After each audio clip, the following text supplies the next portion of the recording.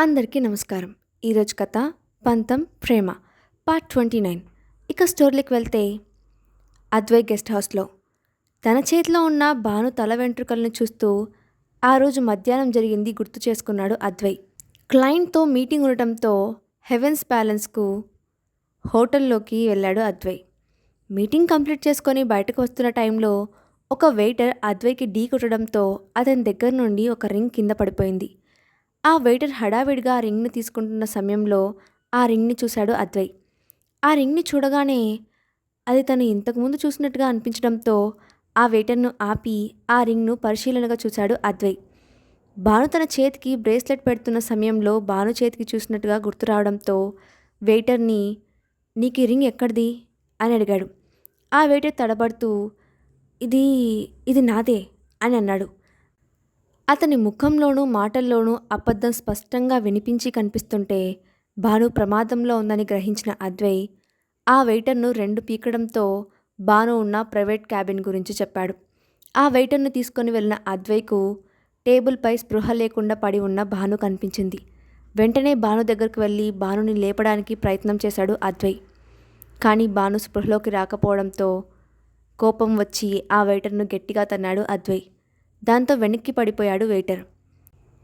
అద్వై అతని లెవెల్కు బెండ్ అయ్యి తనకి ఏమైంది అని చాలా కోపంగా అడిగాడు. సమాధానం చెప్పకుండా గుటకలు మింగుతూ చూస్తున్నాడు ఆ వెయిటర్. ఆ వెయిటర్ నుండి ఏ విధమైన సమాధానము రాకపోవడంతో నువ్వు ఆలస్యం చేసే ప్రతి క్షణం నాలో సహనం నశిస్తుంది.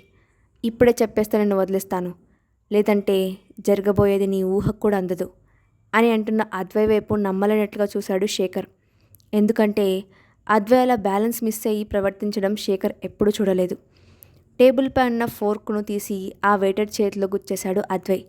ఆ సంఘటన చూసి శేఖర్తో పాటు అద్వైను కలవడానికి వచ్చిన క్లయింట్స్ కూడా అద్వై కోపాన్ని చూసి బెదిరిపోయారు. అది చూసిన శేఖర్ వాళ్ళను అక్కడ నుండి పంపించి వేశాడు. ఆ వెయిటర్ బాధతో అరుస్తూ ఉండగానే మళ్ళీ ఇంకొక ఫోర్క్ను గుచ్చబోతుండగా ఆ మేడం ముందు ఉన్న అగర్వుడ్లో డ్రగ్స్ మిక్స్ చేశారు. ఆ పొగను ఎక్కువగా సేపు పీల్చడం వల్ల మేడం స్పృహ కోల్పోయారు అని చెప్పాడు ఆ వెయిటర్. నీకు ఇలా చేయమని చెప్పింది ఎవరు అని అడిగాడు అద్వై. నేను కాదు, నేను చేయలేదు. నాతో పాటు పనిచేసే మరో వెయిటర్ చేశాడు. ఆ రూమ్లో ఉన్న అగర్వుడ్లో వాళ్ళిచ్చిన డ్రగ్స్ మిక్స్ చేసినందుకు 20,000 ఇచ్చారని చెప్పడంతో ఎవరో చూద్దామని వచ్చాను. ఆ మేడం చేతికి ఉన్న డైమండ్ రింగ్ చూడగానే ఆశ కలిగి తీసుకున్నాను. అంతకుమించి నాకేం తెలియదు అని అన్నాడు ఆ వెయిటర్. అది విధంగానే అతని చెంప పగలగొట్టిన అద్వై, శేఖర్, ఆ డ్రగ్ మిక్స్ చేసింది ఎవరో తెలుసుకో అని చెప్పి భాను దగ్గరకు వచ్చి భానుని ఎత్తుకొని బయటకు వచ్చాడు అద్వై.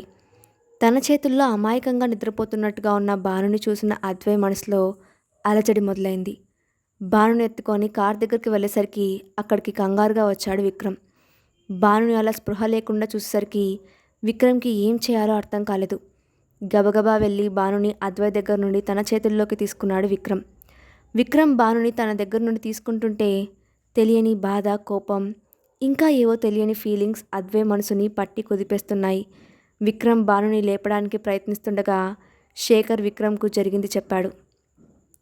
థ్యాంక్స్ అని చెప్పి భానుని తీసుకొని అక్క నుండి వెళ్ళిపోయాడు విక్రమ్. ప్రస్తుతం విక్రమ్ భానుని తన దగ్గర నుండి తీసుకుని వెళ్ళిపోవడం గుర్తుకు వచ్చి అద్వై ఎదురుగా ఉన్న గ్లాస్ టీపాయ్ మీద బలంగా పంచి చేయడంతో ఆ టీపాయ్ ముక్కలు ముక్కలుగా అయిపోయి అద్వై చేతి నుండి రక్తం రావడం మొదలైంది. Night life pub. విల్లా నుండి బయటకు వచ్చిన విక్రమ్ తన కార్ను నైట్ లైఫ్ పబ్కి పోనిచ్చాడు.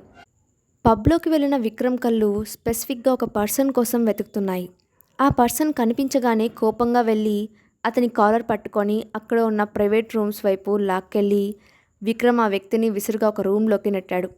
ఆ ఫోర్స్కి ఎదురుగా ఉన్న సోఫాలో పడ్డాడు అతను. విక్రమ్ అని అరుస్తూ పైకి లేచిన అతన్ని చాచిపెట్టి ఒక్కటి కొట్టాడు విక్రమ్. ఆ దెబ్బకు మళ్ళీ సోఫాలో పడడంతో వాట్ ద హెల్ అని అరుస్తున్న అతన్ని షటప్ కరణ్ అని అన్న విక్రమ్ మాటకు సైలెంట్ అయిపోయాడు కరణ్. నువ్వేం చేశావో నీకైనా తెలుసా అని అన్న విక్రమ్ మాటలకు తెలుసు, అందుకేగా నువ్వు నా దగ్గరికి వచ్చావు అని అన్నాడు కరణ్. వీణ్ణి తీసుకురండి అని తన బాడీ గార్డ్స్తో చెప్పాడు విక్రమ్. అరగంట ప్రయాణం తర్వాత ఒక తోటలోకి ప్రవేశించింది విక్రమ్ కార్. ఆ కార్ వెనుకే కరణ్ ఇంకా బాడీగార్డ్స్ కార్లు కూడా ఎంటర్ అయ్యాయి. కార్లో గొడవ చేసిన కరణ్ కార్ దిగిన తర్వాత కూడా బాడీగార్డ్స్ నుంచి విడిపించుకోవడానికి గింజుకుంటున్నాడు. కానీ అదేమీ ఏమాత్రం పట్టించుకోకుండా కరణ్ను లాక్కెళ్ళి ఎదురుగా ఉన్న బిల్డింగ్ లోపలికి తీసుకొని వెళ్లారు బాడీగార్డ్స్. సెల్లార్లోకి వెళ్ళి చూసిన కరణ్ తన ముందు ఉన్న దృశ్యంతో ఫ్రీజ్ అయిపోయినట్టుగా నిలబడి చూస్తూ ఉండిపోయాడు కరణ్. విక్రమ్ విల్లా. అర్ధరాత్రి అవుతుండగా విల్లా బ్యాక్ సైడ్ నుండి లోపలికి ఎంటర్ అయ్యాడు ఒక వ్యక్తి. ఆ విల్లాలోని అణువణువు తెలిసినట్టుగా చాలా ఈజీగా లోపలికి వచ్చేశాడు అతను. సెల్లార్లోకి వచ్చిన కరణ్కు తన ముందు ఒంటి నిండా గాయాలతో రక్తపు మడుగుల్లో స్పృహ కూడా లేకుండా పడి ఉన్న కొందరు వ్యక్తులు కనిపించారు. తన ముందు ఉన్న ఆ భయానక దృశ్యం చూసి గడ్డ కట్టినట్టుగా బిగుసుకుపోయాడు కరణ్. భయంగా ఉందా అని వెనక నుండి వినిపించేసరికి వెనక్కి తిరిగి చూశాడు కరణ్. అక్కడ ఏ భావం లేకుండా నిలబడి తన వైపే చూస్తూ ఉన్నాడు విక్రమ్. కరణ్ దగ్గరకు వచ్చిన విక్రమ్ చాలా నార్మల్ వాయిస్తో మాట్లాడుతూ, ఒక రకంగా చెప్పాలంటే ఇదంతా జరగడానికి వీళ్ళిలా అవ్వడానికి నువ్వే కారణం అని అన్నాడు కింద పడి ఉన్న వాళ్ళని చూపిస్తూ. కరణ్ తన గొంతు దాటి బయటకు రాను అన్నట్టున్న మాటలు అతి కష్టం మీద గొంతు పెగిలించుకొని మాట్లాడుతూ, వీళ్ళిలా అవ్వడానికి నాకు సంబంధం ఏమిటి అని అన్నాడు కరణ్. నిజమా? నువ్వేం చేయలేదా అని విక్రమ్ అడగటంతో, నేనేం చేశాను? నేనేం చేయలేదే అని అంటున్న కరణ్ ముందుకు వచ్చి నిలబడిన విక్రమ్ కరణ్ వైపే కోపంగా చూస్తూ, నువ్వు చేసిన ఒక్క పని వల్ల ఈరోజు భాను ఎలాంటి పరిస్థితిని ఎదుర్కోవాల్సి వచ్చిందో నీకు తెలుసా అని ఒక్కసారిగా తన వాయిస్ని రైజ్ చేసి చాలా కోపంగా అన్నాడు విక్రమ్. ఆ అరుపుకి ఉలిక్కిపడ్డాడు కరణ్. విక్రమ్ ఇంతకుముందు ఎప్పుడూ కరణ్తో కనీసం కోపంగా కూడా మాట్లాడలేదు. ఇప్పుడు తనని కొట్టి అరుస్తుండటంతో ఉక్రోషంగా విక్రమ్ వైపు చూసిన కరణ్ ధైర్యాన్ని తెచ్చుకొని మాట్లాడుతూ, స్టాప్ ఇట్ విక్రమ్. ఆ అమ్మాయి గురించి ఎప్పుడూ లేనిది నువ్వు నాపై అరుస్తున్నావా అని అన్నాడు. నువ్వు చేసిన పనికి నీపై అరవడం కాదు అంటూ చేయెత్తిన విక్రమ్ కష్టంగా కోపాన్ని కంట్రోల్ చేసుకుంటూ, నీ పిల్ల చేష్టల వల్ల ఈరోజు భాను వీళ్ళకి బలైపోయేది తెలుసా అని అరిచాడు. సో వాట్, అటువంటి అమ్మాయికి ఇటువంటివి ఏమీ కొత్త కాదులే అని నిర్లక్ష్యంగా అన్నాడు కరణ్. ఆ మాటతో విక్రమ్లోని సహనం నశించిపోయింది. కరణ్ చెంప పగిలే ఆఖరి క్షణంలో అక్కడికి వచ్చిన విజయ్ విక్రమ్ను పక్కకు లాగి కరణ్ను సెల్లార్ నుండి బయటకు తీసుకొని వచ్చేశాడు. విల్లాలో మనసుకి బుద్ధికి జరిగే యుద్ధంలో కొన్నిసార్లు బుద్ధి ఓడిపోయి మనసు బుద్ధిపై తన ఆధిపత్యాన్ని సంపాదించుకుంటుంది. అటువంటి సందర్భాలలో మనసు చేస్తుంది తప్పు అని బుద్ధికి తెలిసినా సరే మనసు బుద్ధి చెప్పే బుద్ధుల్ని పెడచెవిన పెట్టేస్తూ ఉంటుంది. ఇప్పుడు అలాంటి పరిస్థితిలోనే ఉన్న అద్వై తను చేస్తున్నది తప్పు అని తెలిసినా సరే విక్రమ్ భానుల బెడ్రూమ్ వరకు వచ్చేశాడు. విక్రమ్ రూమ్లోకి వెళ్ళిన అతనికి టెడ్డీను హక్ చేసుకొని చిన్న పిల్ల నిద్రపోతున్న భాను కనిపించింది. ప్రశాంతంగా అమాయకంగా ఉన్న భాను ముఖం చూడగానే అతను మనసు తేలికపడి పెదవులపై చిరునవ్వు వచ్చి చేరింది. స్పృహ లేకుండా ఉన్న భానుని తన దగ్గర నుండి విక్రమ్ తీసుకొని వెళ్ళిపోయినప్పటి నుండి అద్వైకి భాను గురించిన కంగారు క్షణక్షణానికి పెరిగిపోతుండటంతో ఇక ఉండబట్టలేక మళ్ళీ నీ ఇంట్లో అడుగు పెట్టడం అనేది జరగదు అని విక్రమ్తో అన్న విషయాన్ని కూడా పక్కన పెట్టి ఏకంగా వాళ్ళ బెడ్రూమ్లోకి వెళ్ళిపోయాడు అద్వై. తన పాకెట్ నుండి రింగ్ను బయటకు తీసి భాను వేలికి పెట్టబోయిన అద్వై మళ్ళీ ఆ ప్రయత్నాన్ని విరమించుకొని భానుకి ఏమాత్రం అనుమానం రాకుండా బెడ్పై పెట్టి టెడ్డీ పక్కనే నిద్రలో జారి పడిపోయినట్టుగా రింగ్ను బెడ్పై జారవిడిచాడు అద్వై. తను కనుక డైరెక్ట్గా ఆ రింగ్ను భానుకి ఇస్తే జరిగింది భానుకు తెలుస్తుంది. ఆ సంఘటన భానులో ఇన్సెక్యూర్ ఫీలింగ్ని కలిగిస్తుందేమో అని అనిపించడం వల్ల జరిగినది ఏదీ భానుకు తెలియకూడదని భావించడంతో అలా చేశాడు అద్వై. హోటల్లో వెయిటర్ దగ్గర నుండి తీసుకున్న భాను రింగ్ అద్వై దగ్గరే ఉండిపోయింది. భాను గురించిన కంగారులో ఎవ్వరు ఆ రింగ్ గురించి పట్టించుకోలేదు. నిద్రలో చిన్నగా నవ్వుతున్నట్టుగా ఉన్న భాను ముఖాన్ని చూసిన అద్వై భానుని తాకాలన్న కోరికను బలవంతంగా కంట్రోల్ చేసుకొని అక్కడి నుండి వెళ్ళిపోయాడు. గెస్ట్ హౌస్లో కరణ్ను తీసుకొని బయటకు వచ్చిన విజయ్ కరణ్ను సోఫాలో కూర్చోబెట్టాడు. కొంచెంసేపు సైలెంట్గా ఉన్న తర్వాత, ఇప్పుడు చెప్పు ఏం చేసావు అని కరణ్ను అడిగాడు విజయ్. నాకు ఆ అమ్మాయి అంటే ఇష్టం లేదు, మీరంతా ఎందుకు తనకు అంత ఇంపార్టెన్స్ ఇస్తున్నారు అని అన్నాడు కరణ్. ముందు నువ్వేం చేసావో చెప్పు, తర్వాత నీ ప్రశ్నకు సమాధానం చెప్తాము అని అన్నాడు విజయ్. విక్రమ్ అక్కడికి వెళ్ళడం ఇష్టం లేక దూరంగా ఉన్నాడు. నిన్న ఆ అమ్మాయి నన్ను అందరి ముందు అవమానించింది. అందుకు ఆ భానుమతి ఫైల్ తీసుకువెళ్ళడం చూసి హరీష్ షెడ్యూల్ గురించి తెలుసుకున్నా. అప్పుడే హరీష్ భాను హెవెన్స్ ప్యాలెస్లో క్లయింట్ను కలవవలసి ఉందని తెలిసింది. హరీష్ ఆ మీటింగ్కి వెళ్లకుండా చేశాను. హరీష్కి ఆ భానుమతి కాల్ కూడా రీచ్ అవ్వకుండా బ్లాక్ చేశాను. హరీష్ వెళ్ళకపోతే ఆ అమ్మాయి వాళ్ళను హ్యాండిల్ చేయలేదు. దాంతో ఆ పొగర్బోతు కంపెనీకి ఏడుస్తూ వస్తుంది. వాళ్ళను హ్యాండిల్ చేయలేకపోయినందుకు జాబ్ నుండి తీసేస్తారు అని ఎక్స్పెక్ట్ చేశాను. నన్ను అందరి ముందు అవమానించినందుకు తనకు తగిన బుద్ధి చెప్పాలని అలా చేశాను అని చెప్పాడు కరణ్. నీ సోకాల్డ్ ఇగో వల్ల ఏం జరిగిందో తెలుసా అంటూ జరిగింది చెప్పడం మొదలుపెట్టాడు విజయ్. యాక్చువల్గా జరిగింది ఏంటంటే, ఫైల్ తీసుకొని హోటల్కి వెళ్ళింది భాను. అప్పుడే అక్కడికి వచ్చిన వివేక్ ఫ్రెండ్ రాజేష్ లోపలికి వెళ్తున్న భానుని చూసి డౌట్గా ఫాలో చేశాడు. తను ఆ రోజు హోటల్లో చూసింది ఆ అమ్మాయిని కన్ఫర్మ్ చేసుకున్న రాజేష్కి ఆ రోజు వివేక్ తనను కొట్టడం గుర్తుకు రావడంతో వివేక్ ఫ్రెండ్ రాజేష్ కోపంగా భాను వైపు వెళ్ళబోయాడు. కానీ అతని ఫ్రెండ్ రాజేష్ను ఆపేశాడు.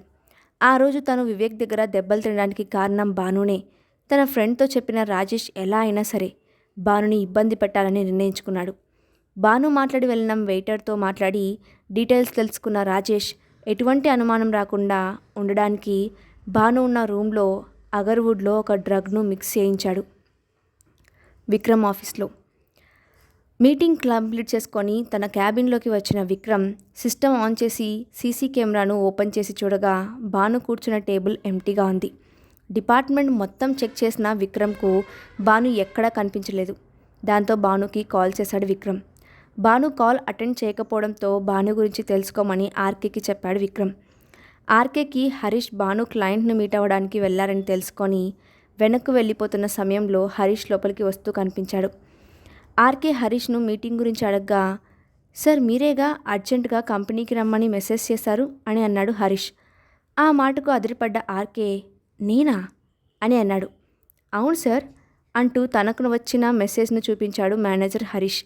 కానీ ఆర్కే మొబైల్ నుండి అటువంటి మెసేజ్ ఏమీ వెళ్ళలేదు. సంథింగ్ ఈజ్ రాంగ్ అని అనుకున్న ఆర్కే హరీష్ దగ్గర నుండి డీటెయిల్స్ తెలుసుకొని అక్కడ నుండి బయటకు వెళ్తూ విక్రమ్కి కాల్ చేసి జరిగిన విషయం చెప్పి కిందకు వెళ్ళాడు. విక్రమ్ కంపెనీ నుండి బయటకు వచ్చేసరికి ఎంట్రన్స్లో కార్తో రెడీగా ఉన్నాడు ఆర్కే. విక్రమ్కి ఆర్కేలో నచ్చే గుణం అదే. అవసరమైన సమయంలో ఆర్కే చాలా వేగంగా స్పందిస్తాడు. కార్ ఎక్కిన విక్రమ్తో ఎవరో భానుని టార్గెట్ చేశారు. హరీష్ ఫోన్ను హ్యాక్ చేసి నేను పెట్టినట్టుగా హరీష్కు మెసేజ్ పంపించారు అని అన్నాడు ఆర్కే. హెవెన్స్ ప్యాలెస్ హోటల్లో క్లయింట్ కోసం వెయిట్ చేస్తున్న భాను రూమ్లోకి వచ్చిన వెయిటర్ను మెనూ కార్డు భానుకి ఇచ్చి ఆర్డర్ చేయమన్నాడు.